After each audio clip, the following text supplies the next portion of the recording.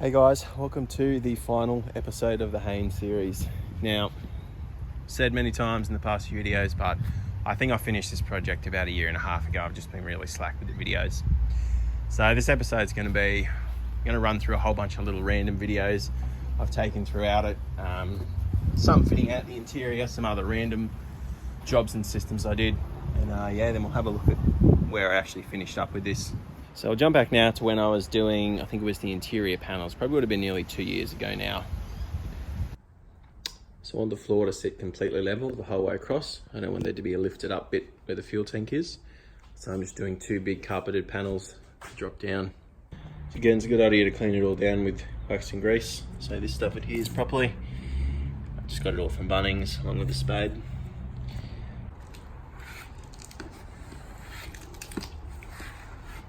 So once the carpet's on and you've stomped down the wood, for perfect corners, cut all the corners out like this. Just one sort of strip in the middle. So to get a really flush fitting edge, get a pair of Steelsons and really put a bit of tension on it and staple it sort of right in where they're holding it. So staple down all the edges first. Usually put about 7 or 8 centimeter spacing between each one. And then do the corners last.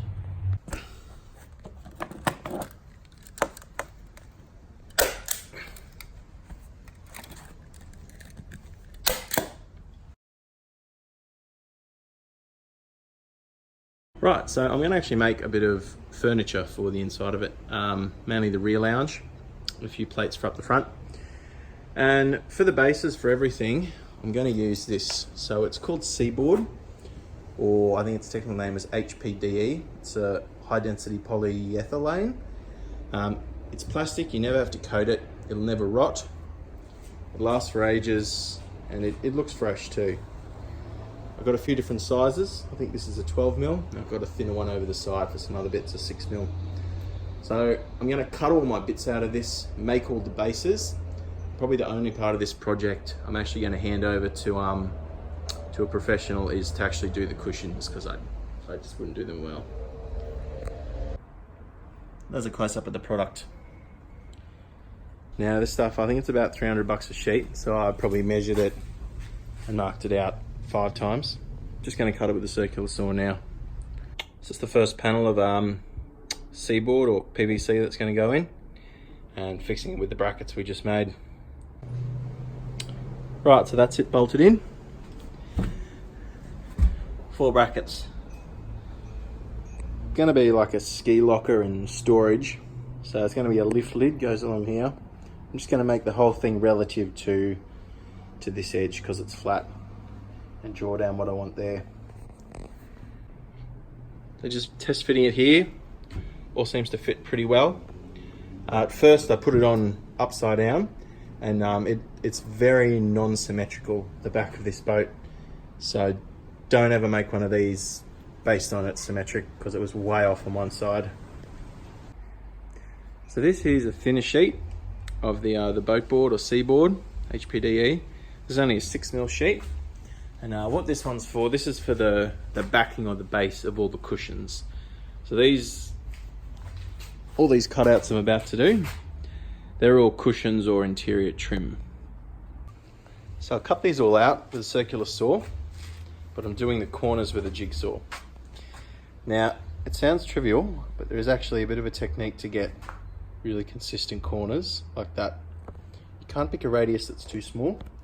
Something I've always gone off is just the inside of a roll of masking tape. Put it on the corner, mark it with a pen.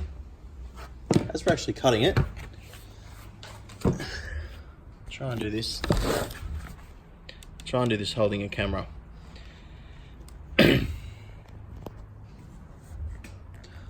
Hold the actual plate with your thumb and then steer the back of it with your other hand. Keep it on the line using this thumb and do the turning from the back. I did all those in about 10 minutes. So whoever's actually doing the upholstery on these, they'll request that there isn't a sharp edge on one side. Best thing to get rid of that is one of those layered discs and an angle grinder.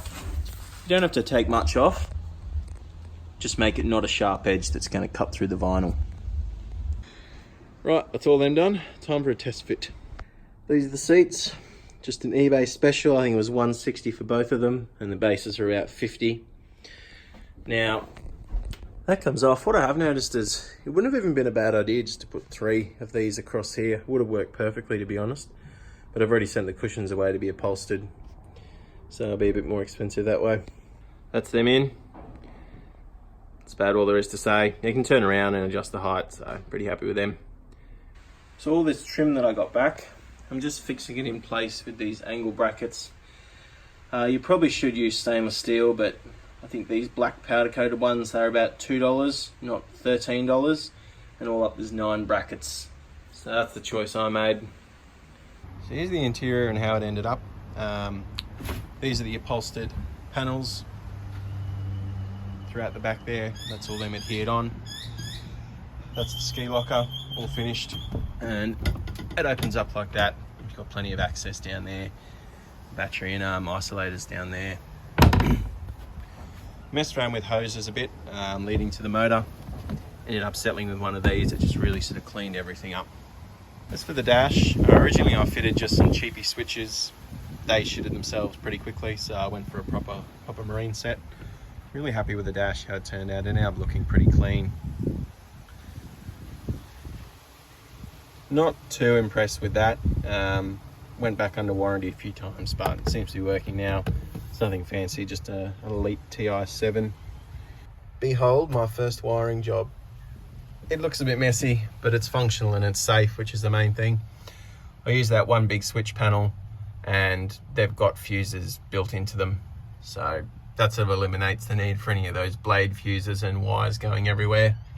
And I've just got one big breadboard as ground. So the fuel tank's been pretty good. It sits beneath our feet, that big alley one I welded up. Now, up under the nose, we've got a mattress I had made up, but I decided to add a fuel bladder to give me about another 70 litres, and it sits in there, similar to what the Surf Lifesavers use. I mainly use it as an auxiliary or a sort of longer range tank. So you will notice the motor has changed. Now, I've still got my good motor that I built. It sits down the back of the shed there, waiting for the next project. Truth be told, it was great, and I used it for 2 years. It was just a bit ridiculous to put on this boat to sell. I picked up this 150 for just a couple of thousand, 140 hours from brand new and immaculate inside. The paint scheme of it even perfectly matched the boat, and being old Evernote, everything just bolted up. So that was a pretty good choice. Put on some of the hydraulic trim tabs, and coupled with this, the wing fin that came on this motor, it gets the arse out of the water really quick, which is one thing I wasn't all that impressed with it. It was a bit of a pig to get the back out of the water. Also went for an anchor winch. Again, I really didn't want to break the bank. Like a Lone Star, I was looking at about $2,000. So ended up with one of these top mount ones. Look, it's not commercially used, and for my use of it, it's been fine. All I really had to do was beef up the hinges of this panel, of this hatch, and add some proper latches, and that hangs onto it fine, and just a basic anchor with it. So what's fucked up? Have I had to pay twice for everything because I tried to do it on the cheap? I would say in most cases, no. One thing I did end up getting rid of was my homemade windscreen. It copped a big hailstorm and it did crack one panel, and I found the little angle brackets that I used to mate these together. They fatigued and a few of them broke. I was coming up for a big trip and I just didn't have the time. So I took it to Blue Water Windscreens on the Gold Coast, and they only billed me, I think, about $850, and they did a really good job.